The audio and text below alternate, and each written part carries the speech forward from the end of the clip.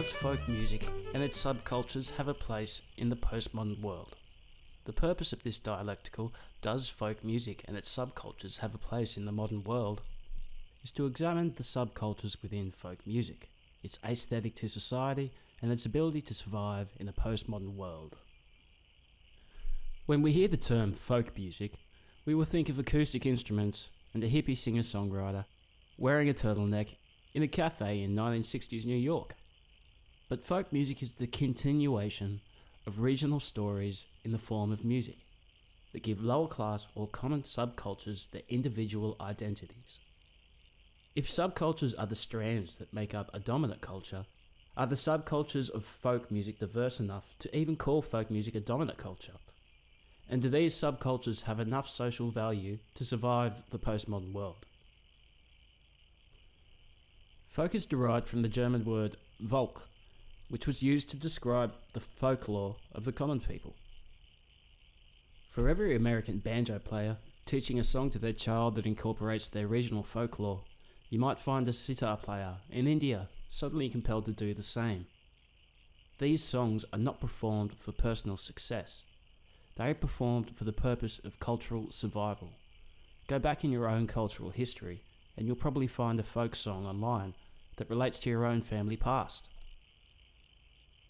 Folk songs are played traditionally on acoustic instruments.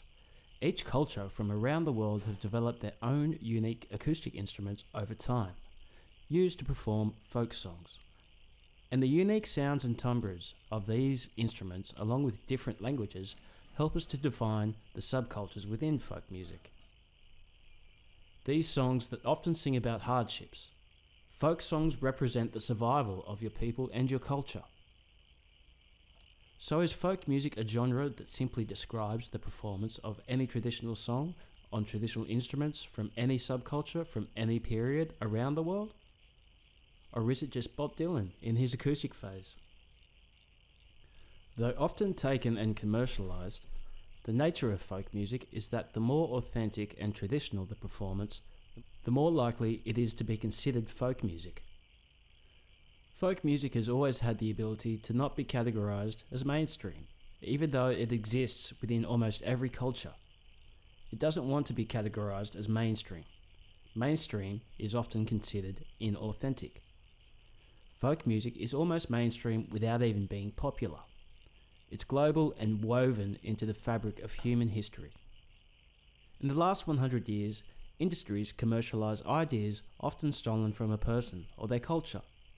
They then present it with a normative aesthetic in order to appeal to a broader audience and have more success.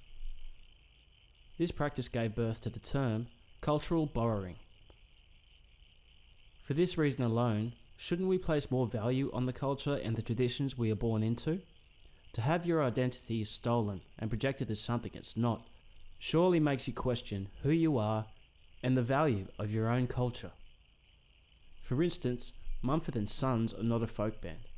They are closer to rock or pop music, as they are not being authentic. They take elements of folk and other genres and present them with a more normalised aesthetic in order to be more appealing. Folk music is resistant to change, and the terms for that resistance within subcultures that make up folk music is called survival through style, or to defy the circumstances. And the circumstances in this case are the continuations of traditional folk music in the postmodern world. Folk songs are documentary films of their time. They are snapshots of subcultures that are preserved for the generations in the form of musical entertainment and celebration. The subcultures of folk music have always had a basic trait that the more mainstream genres do not, and that's political weight. Folk music ideologies are almost always based on hardships and how they were overcome. Those hardships had to be overcome.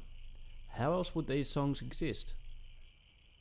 By default, they become symbolic of overcoming the odds, so when a region or group is faced with political turmoil, they often turn to their folk songs for stimulus, knowledge and unity.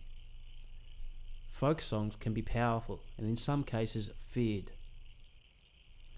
So if folk music has given us anything, it's the stimulation of cultural diversity. That is until the movements of postmodernism and commercialism. But through cultural borrowing, folk music ideals have survived to help define musical subcultures till this day.